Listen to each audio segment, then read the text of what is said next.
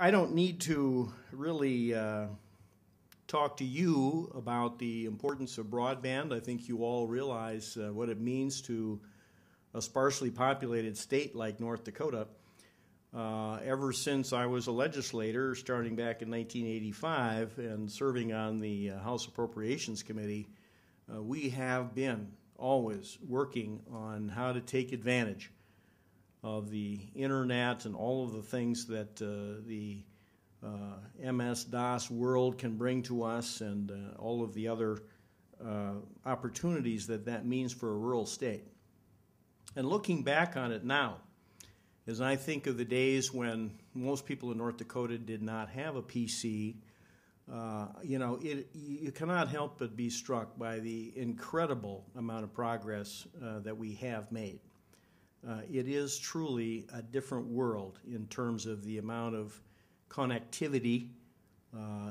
That's not really my favorite word, but the amount of contact that people have in a sparsely populated rural state with the entire world at this point. Absolutely no relationship to the world that we had a generation ago. I remember spending the entire summer living on the farm out in Castleton, and we would basically do our farming, and on Saturday night you were happy because you didn't have to work the next day. And we never even went to Fargo. We thought Fargo was a long ways away and kind of a big place, and all summer long we might go to Fargo from Castleton about once a month. Today we consider it part of the neighborhood. So the whole world has come together. It's shrunk down. I talk to people in very, very remote places in North Dakota who have the latest information internationally and are able to talk on a number of different topics as if they were current events. I think we have to try a little harder in North Dakota. We've known that from the beginning, and I think our connectivity is excellent. My personal impression is that in North Dakota, our availability, our access to broadband is very good, and I also think that our rate of adoption is very good. But we know that we can always do more, and there's always new opportunities to make it more accessible and make it more economical for people to participate. I know for a fact that you have to try a little harder, because when I was trying to figure out how to get broadband to my farm, it seemed like it was slow. It seemed like it was kind of behind the curve, and I kept hearing about people in rural areas that had solved the problem, and I still didn't have it at my farmhouse. And finally, I met a big-time lobbyist from Quest in Washington, D.C. And I said, gee, do you know anybody at Quest who could help me with broadband? And he said, well, yeah, it should be available. I'll have somebody call you.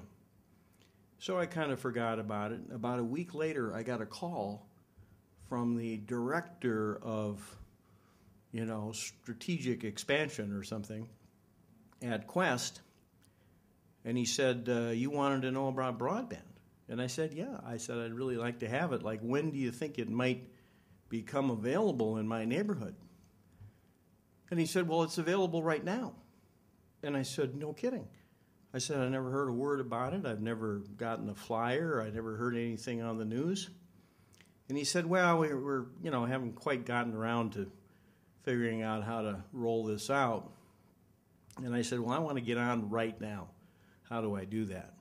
So he looks up in his computer, and he finds out that if I go to West Acres and walk down the mall, that I would be able to find a booth there where they're doing the entire Quest rollout for the Midwest.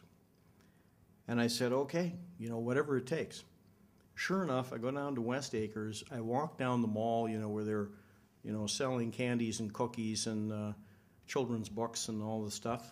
And here's the Quest booth where they actually were able to sign me up on a contract for broadband and do the whole thing right there. So I suddenly realized, we do have to try harder in North Dakota. We have to go out there and ask the questions and ask, how do we get this done and get ourselves hooked into the infrastructure. That is something that comes with being a sparsely populated state. Obviously, we're toward the bottom of the list compared to the big cities, but where we are proactive, I think we have been able to get some good responses. Broadband, I don't have to tell you, has still an incredible potential for North Dakota, and everyone that is involved in occupations of any kind.